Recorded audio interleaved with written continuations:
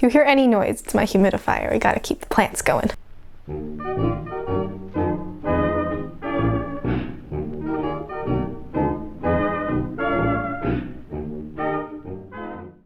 So, no sewing this week.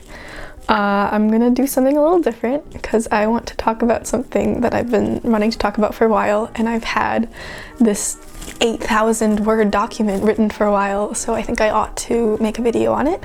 We're gonna talk about books today. I have a script this time, so maybe my talking will be less awkward, although I will be looking down at my tablet where I have my document pulled up, so we'll see how that goes. It may come as no surprise to some people that I used to read a lot of YA,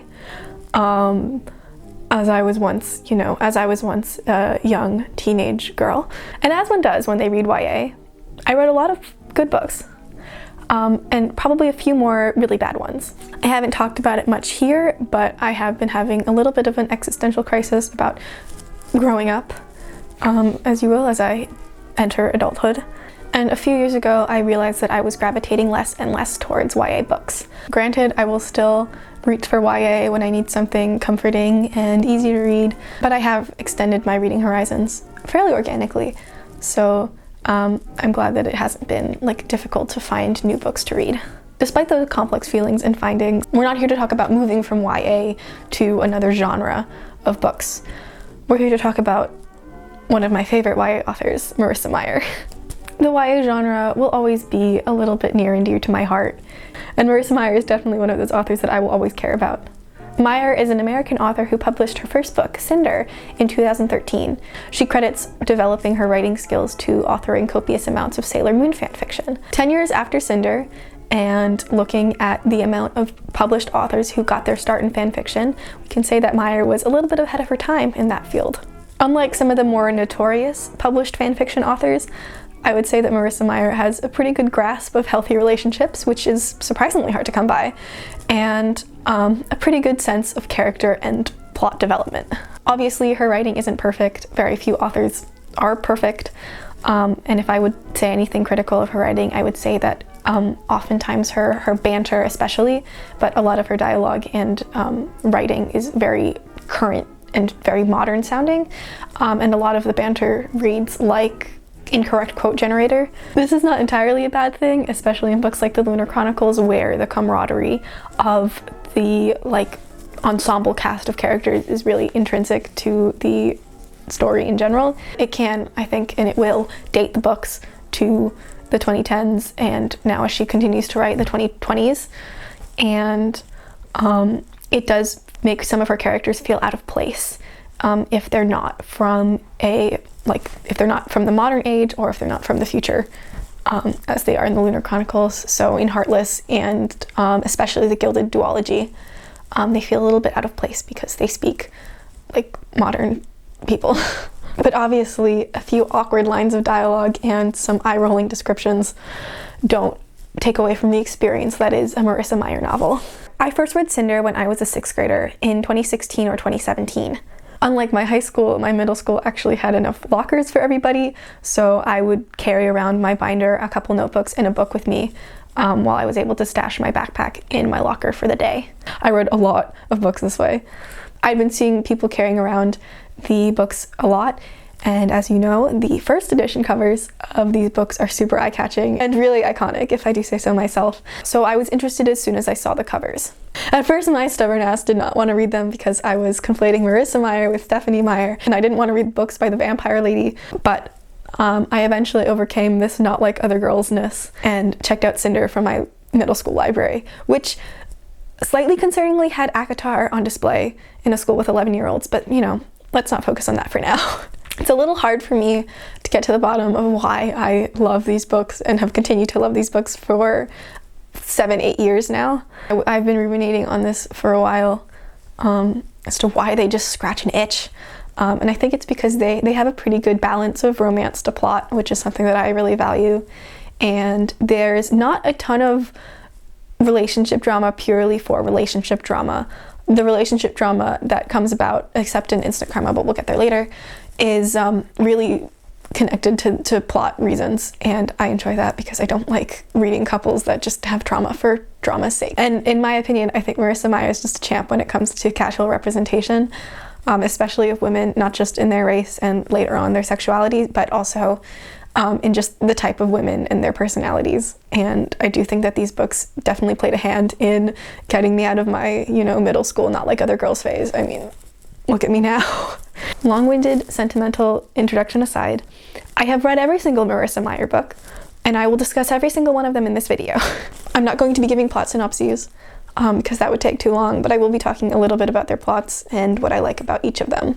I will say I did not have the drive to reread 12, 13, 14 books for this video, so some of my thoughts will be more detailed for the books that I remember more, but I will be giving my thoughts on everything, and I hope you all stick with me while I talk about why I love these books so much. When the daylight ends and the moon ascends, I would rather be just the moon and me. So, I'm not sure where to start on the Lunar Chronicles, because there's just so much that I have to say. But I suppose I'll start with a little bit of a, not synopsis, but like plot summary setup thing. I will give a little bit of a plot setup thing, because I do think that context is important for a lot of the things I'm going to say. Like I said earlier, Cinder is the very first book that Marissa Meyer published. It's published in 2012 and is the start of a 4-part series called The Lunar Chronicles. There are also 2 other spin-off books of The Lunar Chronicles that I will be talking about too. The Lunar Chronicles are at their core what Marissa Meyer does best, YA adaptations of fairy tales. The Lunar Chronicles specifically are sci-fi, but some of her other adaptations are not. The Lunar Chronicles take place on an Earth with 7 mega countries, I think, that were founded after the Fourth World War, which is implied to have been very devastating to the entire planet. In this future, humanity has expanded beyond Earth, but the only extraterrestrial body we focus on is that of Luna, which is an ex-colony of Earth on the moon, which is populated by human lunars. Well, the lunars possess the ability to control people's minds, both in what people see visually and what people do. Different lunars possess different strengths of this ability, although generally the poor people of Luna possess weaker powers and the nobility possess stronger powers.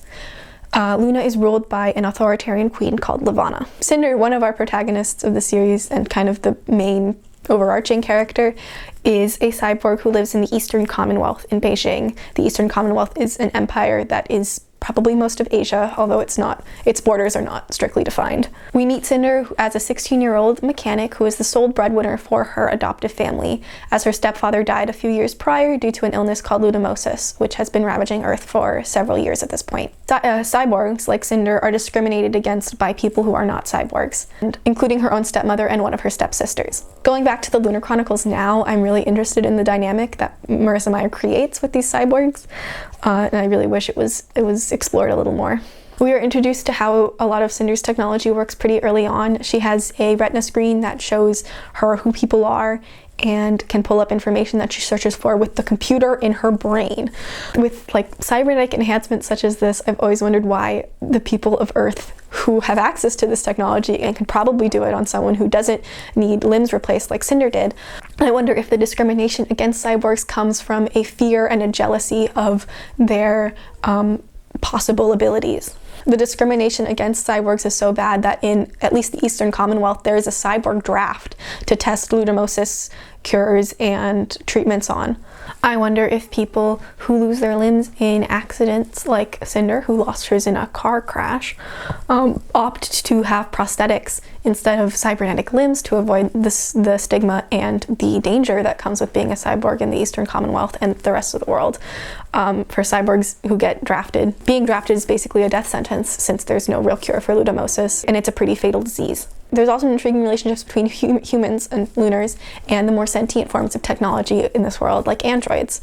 Humans use androids to do a lot of menial labor and some other more unsavory tasks, while lunars don't use them at all because androids can't be controlled by lunar glamour. These ideas are explored a little bit in the graphic novels that Marissa Meyer wrote about Aiko, who is an android in the series, but they're never really discussed in depth, which I wish they were. But as interesting as this topic is, I have other tangents to go on, so let's continue with our little plot synopsis. Cinder's only friends are her android named Aiko, who has a faulty personality chip, which gives her more free will than others. It's revealed in the graphic novels that she was programmed to be the way that she is, but for now, everyone thinks that she's a little bit of a faulty android with too much free will. Cinder's other friend is her younger stepsister, who is nicer than her older stepsister named Peony. Here's where I would like to begin another tangent, right after my first tangent, about women of the Lunar Chronicles, and it's sort of how it's very much against the not like other girls trope in a lot of YA novels from the same time. As I mentioned in the introduction, I was influenced by a lot of the not like other girls characters in YA novels, but Marissa Meyer never really writes her women like that. Cinder is socially ostracized and tomboyish and a mechanic, so she could very easily be a not like other girls character, but she really isn't. In some ways she is. She laughs at the ways girls throw themselves at Prince Kai, who is the prince of the Eastern Commonwealth, until, you know, she doesn't. But I think what sets her apart from other characters is that her only two friends are super girly girls who are just as obsessed with Kai as the other millions of girls in the Eastern Commonwealth are. Cinder doesn't hide how she thinks this is stupid and silly of her friends to do this, but she never belittles them for having, you know, the obsessions of a teenage girl. I think Marissa Meyer once said that her favorite character in the whole Lunar Chronicles was Aiko, and it definitely shows. Aiko, with her love for fashion, beauty, and handsome men, is almost by definition the other girl. She was programmed to be the other girl for Peony. Aiko can definitely have her priorities misplaced at times, but she is never catty or rude or belittling to Cinder for having different interests than her. In fact, it is Cinder who is always the first to defend her when people suggest that Aiko does not care about her friends, because Aiko deeply, deeply cares for the friends that she makes throughout the course of the series. And it's really nice to see a YA novel from the 2010s portray such positive female friendships. And this portrayal of women doesn't stop at Aiko and Cinder, and it extends into the other books. Scarlet, who is introduced in the second book, and you know, the book aptly named Scarlet, is an absolute badass with totally awesome like gun skills and piloting skills, and she's just really cool. She doesn't lack the kindness that other badass characters in YA novels could lack. Cress is a total girl in STEM who is really good at what she does, but she's also a hopeless romantic. And Winter's Winter.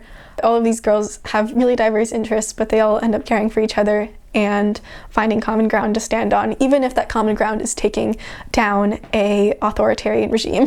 So I know that the YA scene has changed in the past few years to be more mindful of the way it portrays its female characters and its relationships between them, but it's really nice to see that in a book from, you know, 2012. But it's really refreshing to see this diverse group of characters be treated as equal by the author and by people in universe.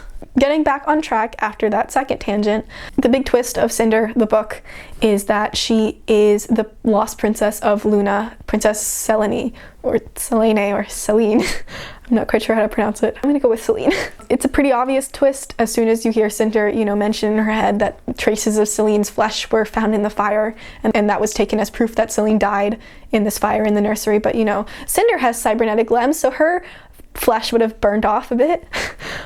So it's pretty obvious, and especially once you learn that Cinder is actually lunar, but it's you know, a twist nonetheless. The twist is not the whole point of the book, so it's okay in my opinion. The series' overarching plots has similar, you know, typical small problems, but they're never egregious enough to ruin the experience, in my opinion. The take down the evil monarch trope is well known and used a lot, but you know, it is based on fairy tales, so what else would they do but take down an evil queen? And it does goes to show that the books are based on fairy tales, which are kind of the basis for a lot of tropes that we have in our modern literary tradition.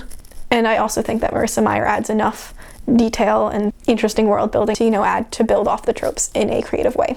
Despite my numerous and generous praises, I do have one sort of big problem with the way that the series is structured, and that is the way that Marissa Meyer chooses to introduce the characters after Cinder. Going from the pretty big cliffhanger at the end of Cinder to some random person in the French countryside really does kill the momentum of the story a bit, and it is what makes Scarlet kind of the most boring book in the series. Part of this is just me I'm not a big fan of the relationship tropes that Scarlet and Wolf follow, but part of the reason why I didn't like Scarlet when I first read it was that I was far more invested in the Cinder plotline since I knew her and cared about her, and I didn't really know Scarlet and I didn't care about Scarlet. So when I was reading a chapter that focused on Scarlet, I would find myself just waiting for the chapter to end so I could go back to reading about Cinder and then by extension Thorn as he gets introduced. I will prove myself to be a hypocrite very soon when I reveal who my favorite ship is, but I do find it kind of hard to care about Winter and Jason since we are introduced to them only in the last book.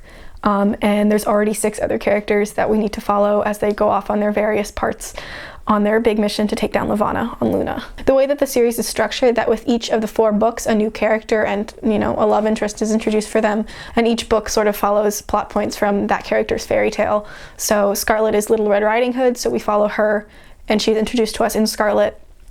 And Cress is Rapunzel, and we follow her, like Rapunzel plotline in her book, which is the 3rd book, and we follow Winter, who is Snow White, in the 4th book. It can feel like, especially with Scarlet, when you're kind of not used to the whiplash of getting introduced to a new character after an already pretty established character is doing something, it does feel like they're fighting for airtime with someone you don't care about. It gets a little bit less jarring once you get more used to it later in the series, but with Cinder to Scarlet, it does feel like whiplash. I personally am not on a lot of fan sites like Tumblr or Twitter, and I've never really been an avid reader of fan fiction, so I don't know what other people's consensus is generally, and if there's like any big ships that aren't canon that people are really into or something.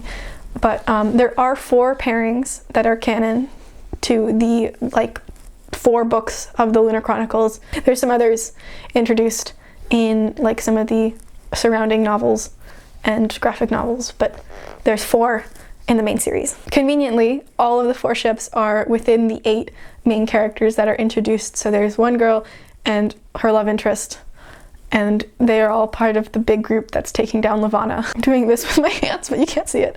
And praise be to Marissa Meyer that each of these 4 pairings is sort of given their own popular romantic tropes that they follow. So there's kind of a ship in these books that fits everyone's preference. Like I said earlier, partially because they are introduced so late and partially because I don't really care for the childhood friends to lovers, I'm very apathetic to the Winter and Jason ship overall. I don't like Scarlet and Wolf at all, really, because they are very wholesome, but I can't stand the use of the word alpha and like wolf type of vocabulary used in relationships, especially in today's modern era in which I am aware of the Omegaverse. I am a casual fan of Cinder and Kai. It takes a while, but after, you know, some misunderstandings, they do eventually have some pretty good communication together. My favorite ship from these series is Cress and Thorn. Looking at them now, the 16-year-old and 20-year-old age thing is a little bit iffy, but I'm just gonna look past that, and you can all call me out when I complain about age gaps in other books in the future. I can't really pinpoint why I like Cress and Thorn so much. What I wrote about why I like them so much, and I'm realizing now that I am wrong, and that it is just petty personal drama sort of keeping them apart for most of the series. So now I have no idea why I like them. I will say that any miscommunication problems, which arise fairly frequently in the Cresswell relationship, are resolved fairly quickly and sort of usually within chapters of each other. So that's nice. There is also no overprotectiveness or like obsessive possessiveness in Cresswell, or really any of the relationships for that matter, except Scarlet and Wolf. But in Scarlet and Wolf's case, it's never one-sided, which makes it a little better than the one-sided way that possessiveness and overprotectiveness appears in relationships in other books. A good chunk of my investment in Cresswell probably has to do with the character of Cresswell Thorn.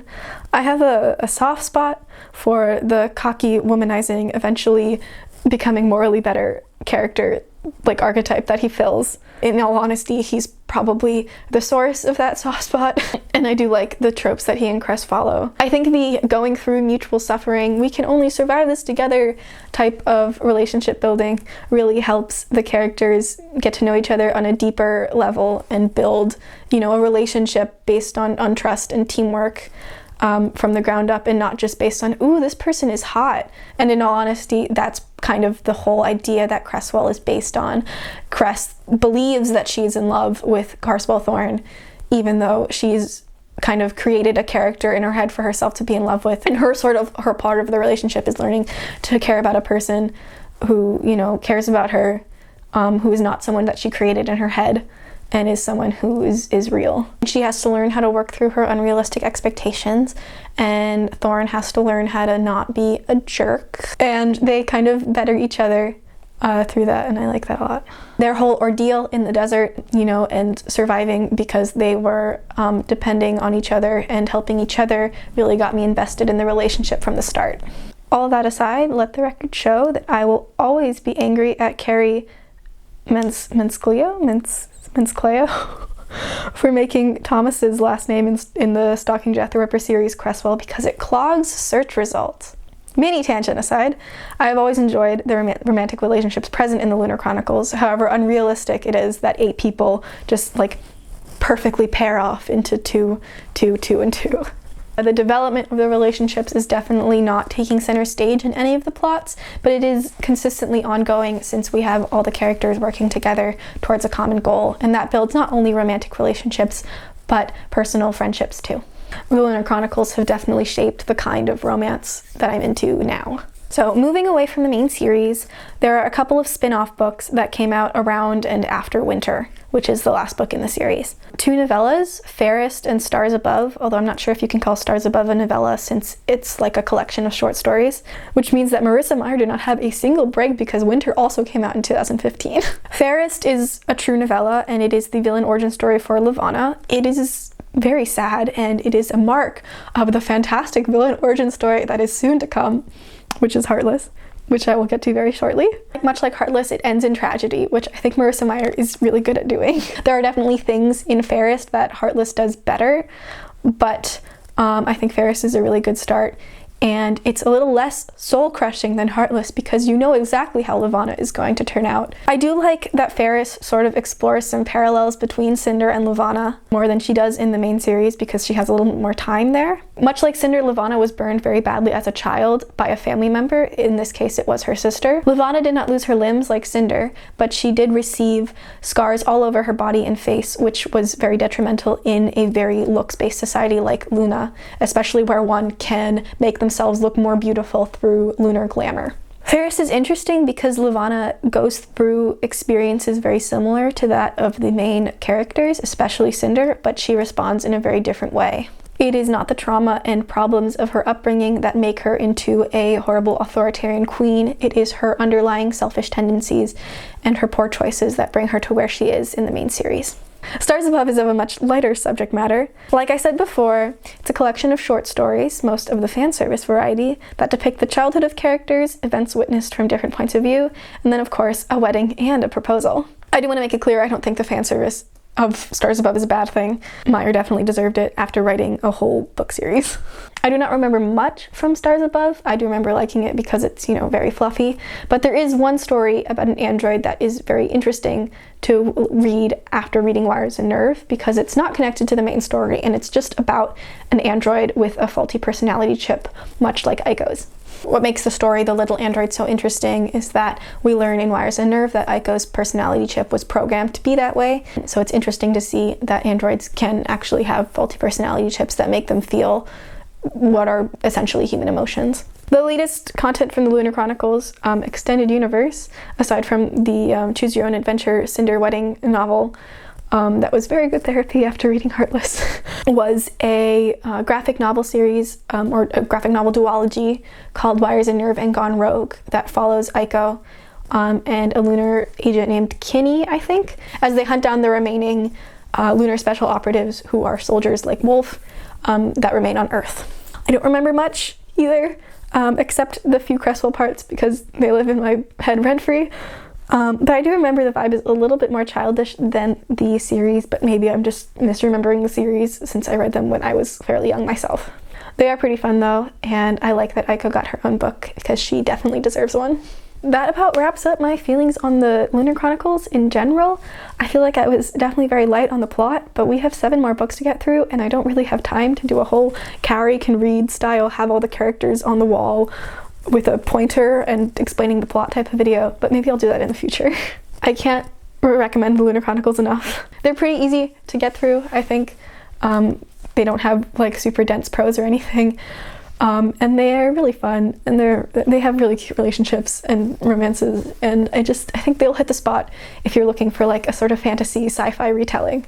I know they did for me. If I give my heart to you, will you handle it with care? Moving on to the second Marissa Meyer villain origin story is Heartless. Heartless was published in 2016 and was the only book I actively reread to write about because I couldn't remember anything except like the first line, which is 3 luscious lemon tarts glistened up at Catherine. I don't know it's probably something about the alliteration that just stuck with me. I have no idea. Our main character is Catherine Pinkerton, who is very aptly named, for she's in a pretty bad headspace for almost the entire book. She is the heir to the March of Rock Turtle Cove in the Kingdom of Hearts, which means her father is a marquess. Anyway, she's in the Kingdom of Hearts because this is a prequel for the Queen of Hearts of Alice in Wonderland. Despite her noble title, Catherine and her maid/best friend Marianne have dreams of opening a bakery together because Catherine is very good at baking and Marianne is very good at accounting or something. Unfortunately for Catherine, her overbearing mother has another plan for her daughter, and that is for her daughter to marry the King of Hearts, who is probably twice her age. The book starts the day of a ball where Catherine's mother, the Marchioness, is absolutely sure that the king will propose to Catherine. And to ensure this possibility, she makes Cath unknowingly wear a bright red dress to a black and white ball. At the ball, it's evident that the king is not a terrible dude. He is fine and very nice to Catherine, but he doesn't really concern himself with the kingdom's problems, and he is, like I mentioned, twice her age. And he really seems to like Cath more for her baking than her personality. At the ball, the new court jester is presented, and he does a cool like magic show, which Cath thinks is really cool. As the king is about to announce that he's chosen a bride, Cath runs away because she doesn't want to be proposed to, and she hides in the garden and then faints because her dress was too tight. And who's there to help her? Who else but the court jester, who Cath thought was really cool and is now the love interest. His name is Jest. I know, this starts the Marissa Meyer bad name train, but he has lemon yellow eyes that Cath saw in a dream before a lemon tree magically appeared in her room. And he has a raven friend who quotes Edgar Allan Poe, and he wears eyeliner. Jest, not the raven. Naturally, they hit it off immediately. I know that description was steeped in sarcasm, but Cath and Jest honestly have some really fantastic chemistry. They probably actually have the best chemistry of any Marissa Meyer character, and they have some really good banter, which you can see here.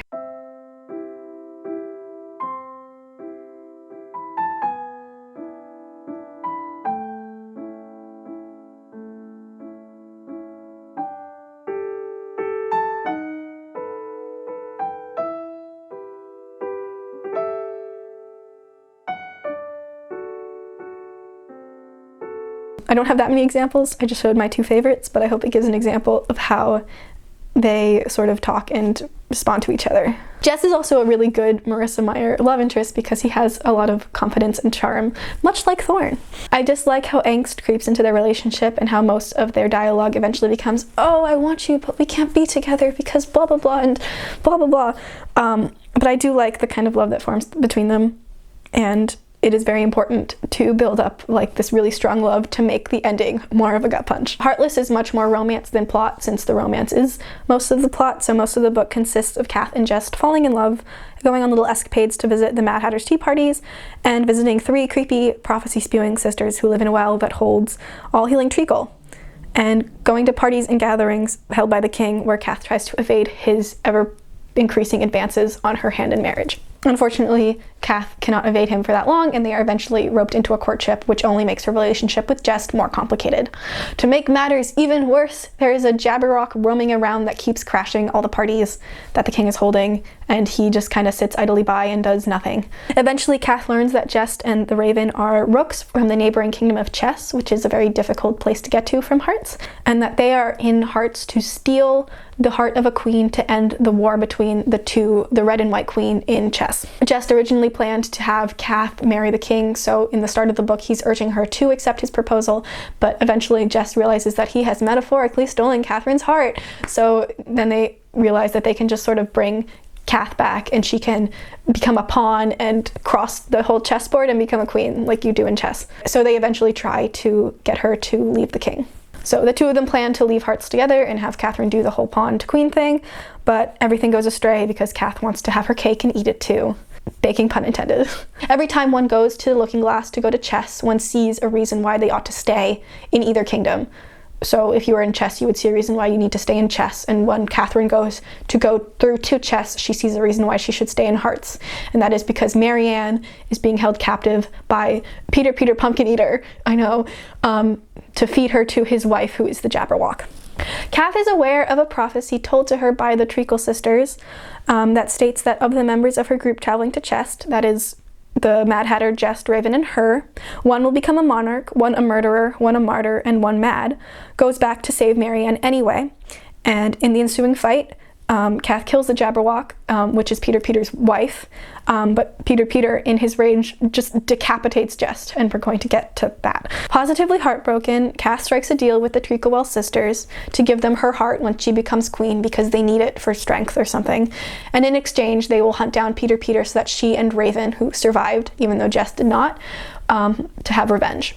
She manages to get the king to marry her, even though she ran away with another man twice, and has her heart carved out by her sisters once they bring Peter to her. Her heart, we find, is literally broken with a fissure down the center, but removing the heart unburdens Catherine of pesky feelings like guilt or sadness, and she is just left with anger, so she says, off with his head, and becomes the Queen of Hearts. So there are a lot of things I like about this book. Like I said before, the chemistry between the two leads is really good, and it is my favorite of the two Marissa Meyer villain origin story books. I've never properly read Alice in Wonderland or Alice Through the Looking Glass, despite the fact that I have not one, but 2 copies on this bookshelf behind me. So there are definitely Easter eggs and details that I missed. But I think she does an excellent job of setting the world of Heartless apart from the world of the Lunar Chronicles, and she does a really great job in capturing some of the illogicness that Lewis Carroll writes into his Wonderland. It's really interesting to see Wonderland through the eyes of someone who has lived there their entire life. There's little details like Cath remembering to test wild food, and this pays back later when she uses a magical pumpkin that had originally turned Peter's wife into the Jabberwock. The little bizarre turns of phrases, the anthropomorphic animals, and the relative acceptance of the fact that dreams can manifest fruit trees in one's bedroom really make this Wonderland feel like a Wonderland. Obviously, for the sake of a linear plot, I think things make a little bit more sense than they do in Carroll's books, but I really do enjoy reading it. I love the things that aren't really considered normal, like Hatta, who's the Mad Hatter, and his millinery. And I love that his hats are a little magical in bringing out a certain chutzpah or a je ne sais quoi from the wearer. One day I will make the giant macaron hat. I'm just not very good at millinery yet. This is entirely stupid, but I like the idea that graham crackers exist in Wonderland since Catherine uses them for a recipe or thinks about them being used in a recipe, which implies that people created graham crackers in Wonderland, and I wonder if it was for the same reasons that they were created on Earth. So I gave a much more detailed plot summary of Heartless than I did for the Lunar Chronicles, and I think that's kind of important for what I like most about it. Heartless shows just how far Marissa Meyer goes when she's writing tragedy. Fairest is, of course, a tragedy in its own right, and it is just a kind of a swirling pit of despair, as Levana is just subjected to terrible things after terrible things, and becomes a really horrible person for it. But like I said, we know exactly how Fairest is going to end, and that's what makes it less strong, or that's what makes the ending of it and the whole book, I guess, a little bit less strong or a little bit less effective than Heartless. The Queen of Hearts is pretty ingrained in the public subconscious, so we know how she's going to turn out. One could in theory go into this book not knowing that it was about Queen of Hearts if they didn't bother to read any of the blurbs, and one could also go into this book thinking that it's not going to be a tragedy, since all the other Marissa Meyer books except Fairest, which is very much a villain origin story, have ended with a happily ever after, so one could assume that she's writing a happy ending to the Queen of Hearts. After all, the Lunar Chronicles stray pretty far from their fairy tale source material plot points. So for all readers of Heartless could have known, Cath and Jess were going to end up together and happy. But that's why it hits so hard when they don't. Jess just dies really suddenly. And since we expect the Jabberwock to be the one to kill Jest, it's really unexpected when he's just beheaded by an angry farmer.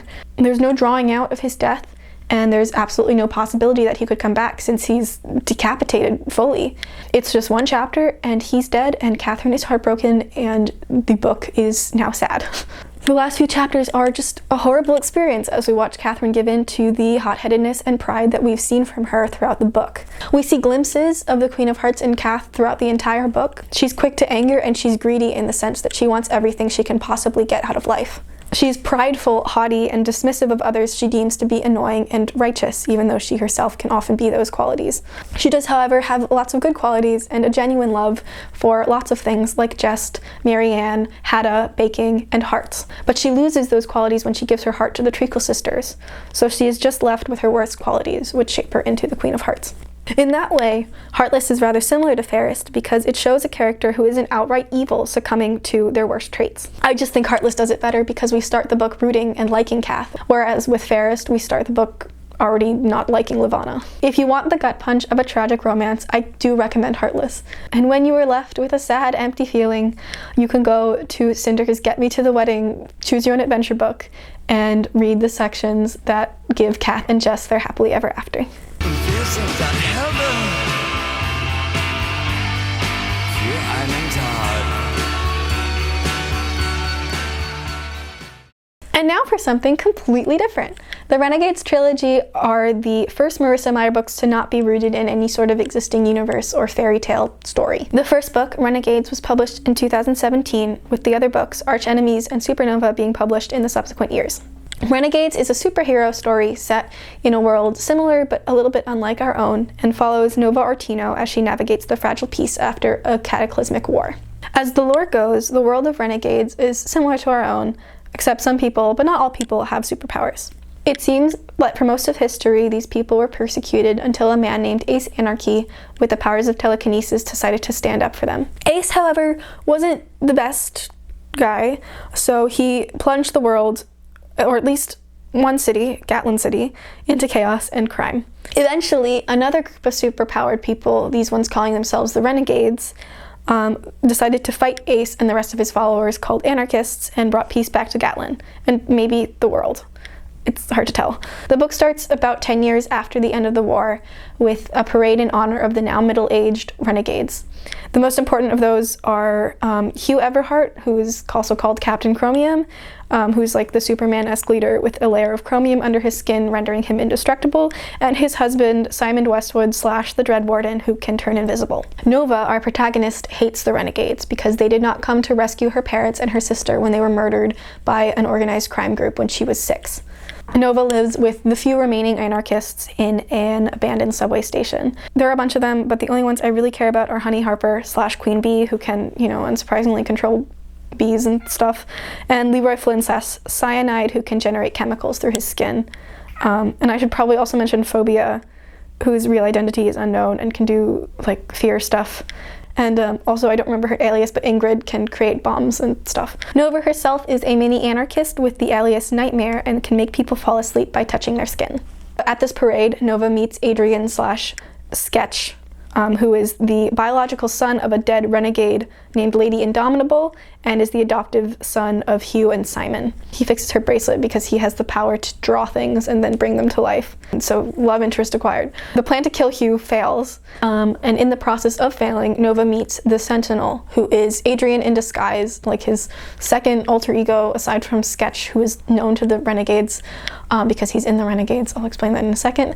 And Adrian has given himself extra powers by tattooing them onto his body and then making them sort of real. So, for example, he has springs on the bottom of his feet to make him jump higher, and I think a gun in his arm or something like that. In this process, one of the anarchists is also captured, and we'll get back to him later. His name is Winston / the Puppeteer, and he can control children. Thus, Leroy has the idea for Nova to infiltrate the Renegades as a spy.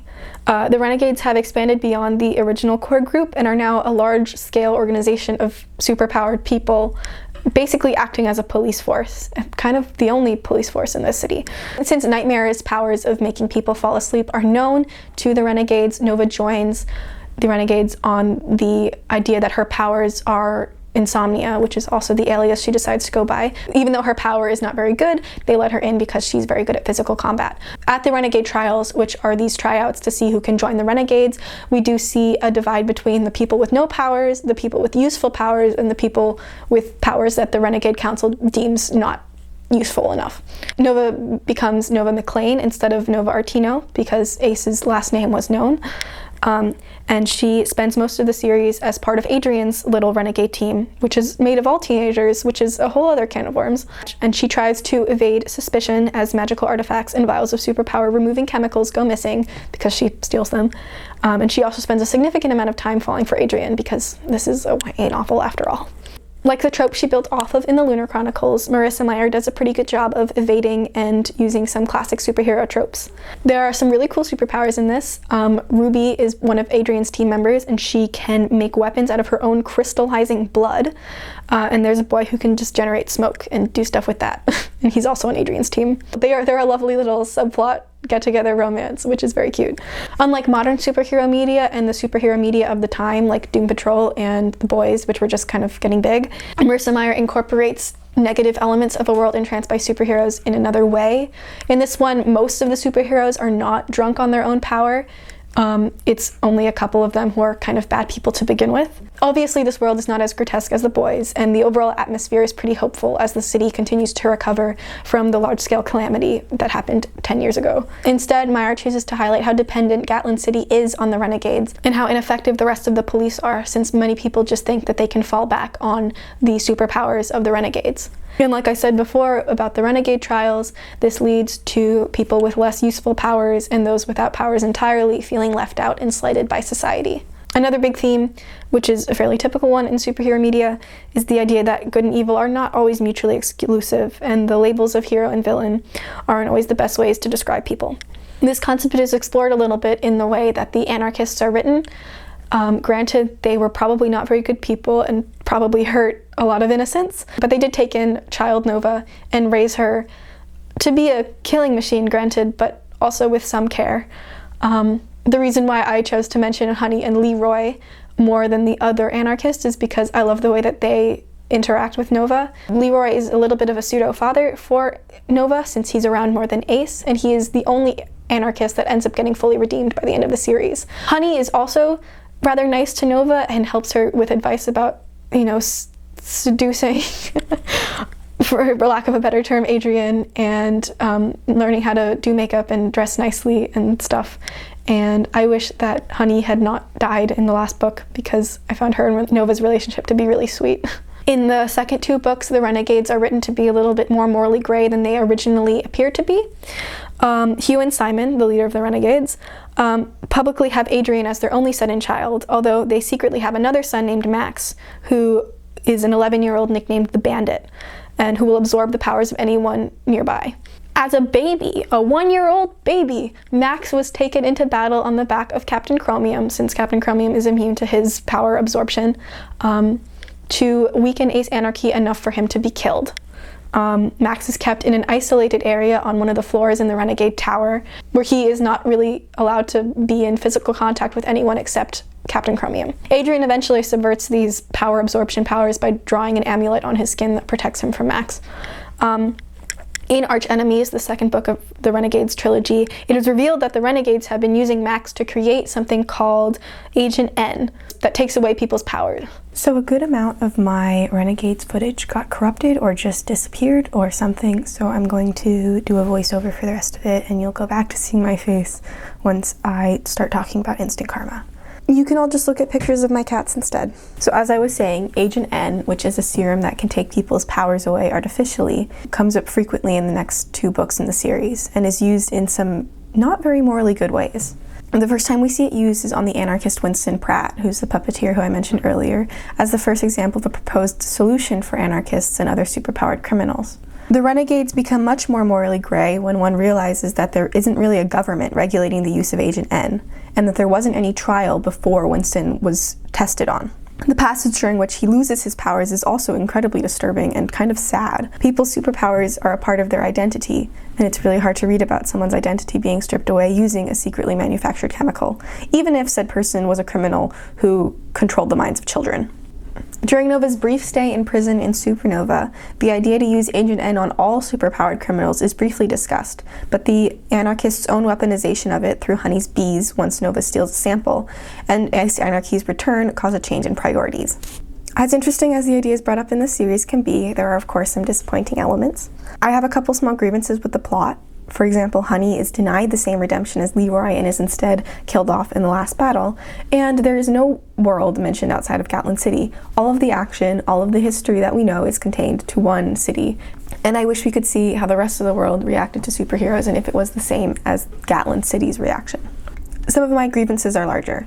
In Supernova, Nova is correctly identified as Nightmare by her renegade team. It is imprisoned, as I mentioned before, for a short time before another character who is, sort of, but not really aligned with the anarchists, pretends to be Nightmare and makes it appear as though Nova was framed. There's a really interesting scene that takes place in the prison where Nova gets to see the solidarity that exists among the villains in the prison, and it would have been interesting to keep Nova in prison longer and have her start questioning her new sympathies for the renegades before the series' end.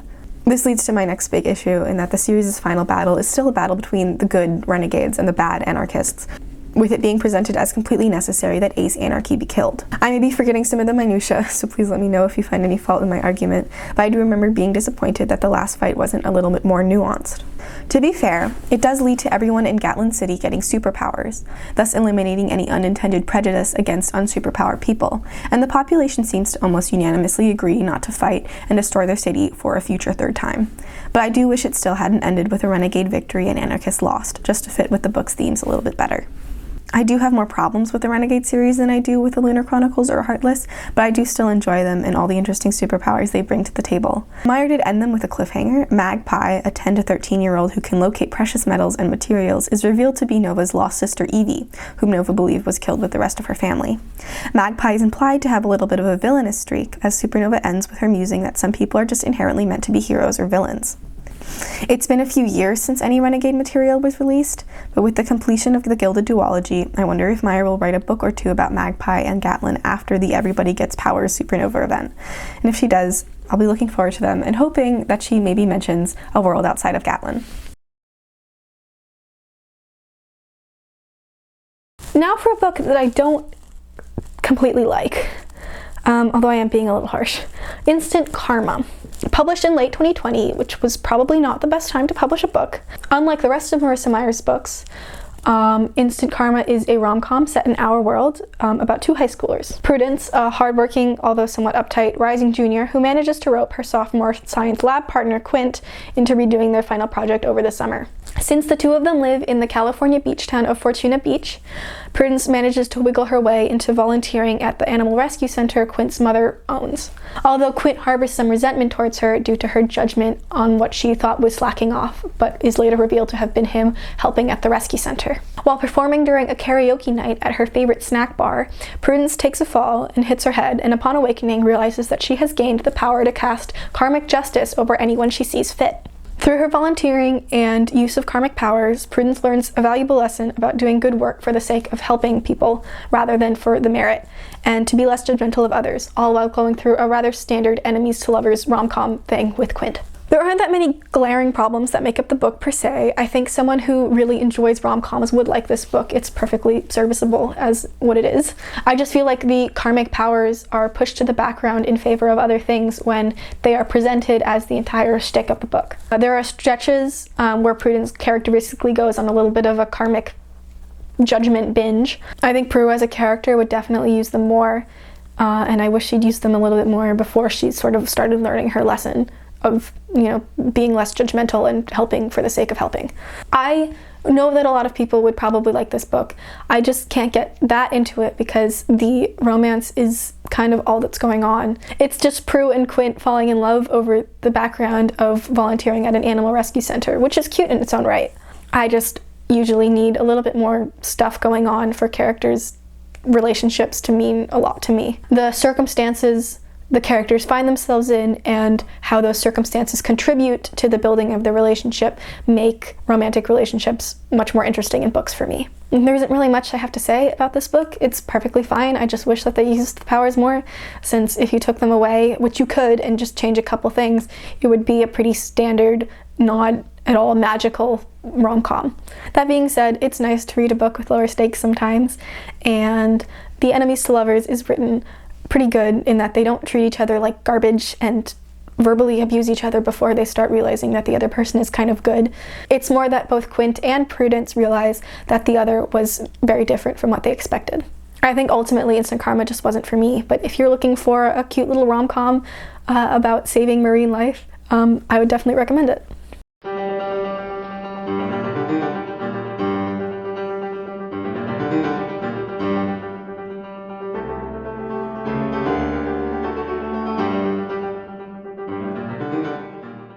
On to our last and latest series, Marissa Meyer returns to her fairy tale retelling roots with the Gilded duology, comprised of the unsurprisingly named Gilded, published in 2021, and Cursed, released very recently in 2022.